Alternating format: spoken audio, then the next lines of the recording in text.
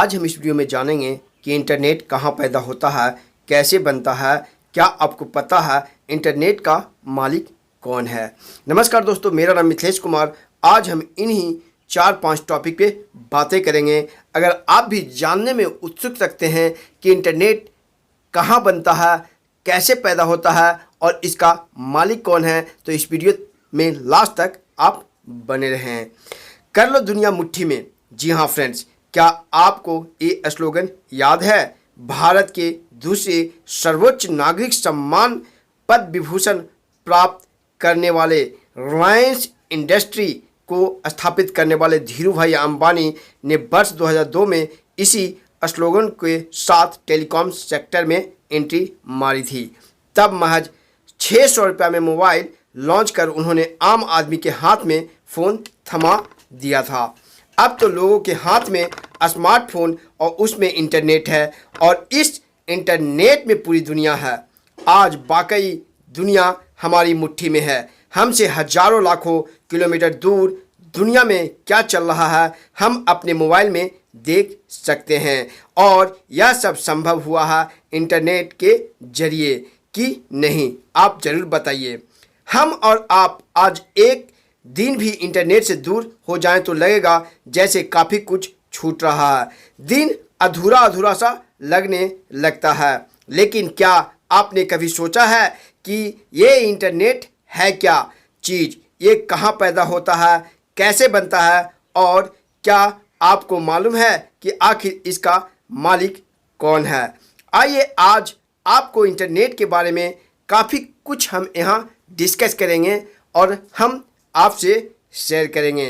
क्या है इंटरनेट और कैसे पैदा होता है? जी हाँ, इंटरनेट का शाब्दिक अर्थ होता है अंतजाल। जी हाँ, लेकिन इससे इसका अर्थ स्पष्ट नहीं हो पाएगा।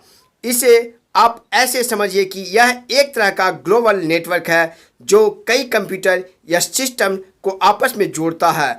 इसे आप कई कंप्यूटर्स का जाल कह सकते हैं जो राउटर और सर्वर के माध्यम से आपस में जुड़े हुए हैं। यह विश्व का सबसे बड़ा नेटवर्क है जिससे सूचनाएं और डेटा के आदान प्रदान के लिए ट्रांसफ़र प्रोटोकॉल का इस्तेमाल किया जाता है।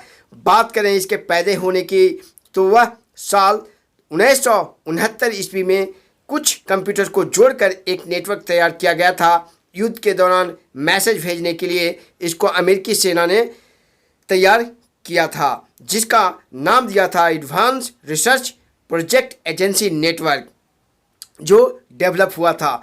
1970 में रॉबर्ट ए कोहन और विंसेंट ने इंटरनेट प्रोटोकॉल सूट यानी TCP/IP को डेवलप किया, जो कि ARPANET ने डेटा और फाइल ट्रांसफ़र के लिए यह जरूरी स्टैंडर्ड इंटरनेट प्रोटोकॉल बन गया। इसलिए रॉबर्ट ई कोहन और विंसेंट को ही फादर ऑफ इंटरनेट कहा जाता है। आप जैसे आप डिस्प्ले में देख रहे होंगे उनका नाम कि फादर ऑफ इंटरनेट कहा जाता है। Robert E Kahn and Vincent को ही फादर ऑफ इंटरनेट कहा जाता है। बहरहाल समय के साथ इंटरनेट डेवलप होता चला गया और आज 5G टेक्नोलॉजी आ चुकी है। इंटरनेट कहाँ और कैसे बनता है यह तो आप समझ चुके होंगे कि इंटरनेट दुनिया भर के डेटा का एक जाल है। हम जो भी सूचनाएं इंटरनेट पर सर्च करते हैं वह कहीं ना कहीं स्टोर है। सर्वर के जरिए यह हम तक पहुंचता है। दुनिया भर के इन्हीं सूचनाओं को मिलने से सर्वर के जुड़ने की इंटरनेट बनता है।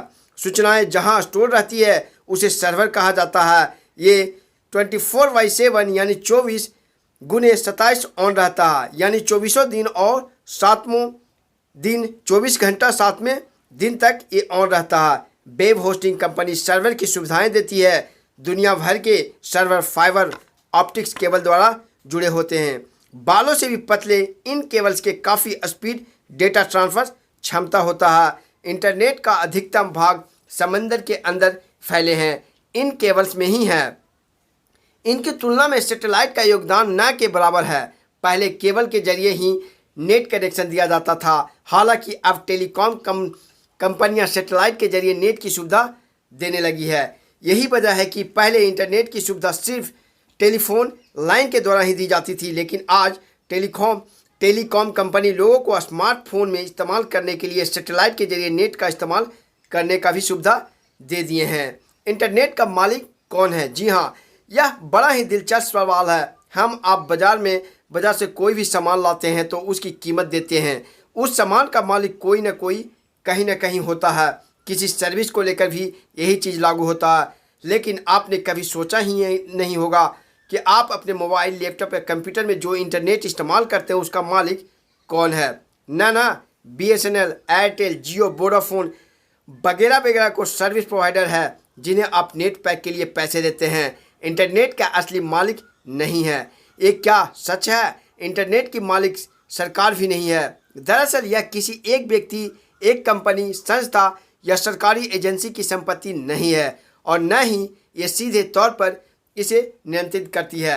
इंटरनेट पर किसी अकेली संस्था या संगठन का नियंत्रण या मालिकाना हक नहीं है, बल्कि यह एक सामूहिक मालिकियत की चीज़ है। जी हाँ, इंटरनेट एक विशाल स्वतंत्रता को ऑपरेशन यानी मिलकर काम करने वाली समूह की चीज़ें हैं।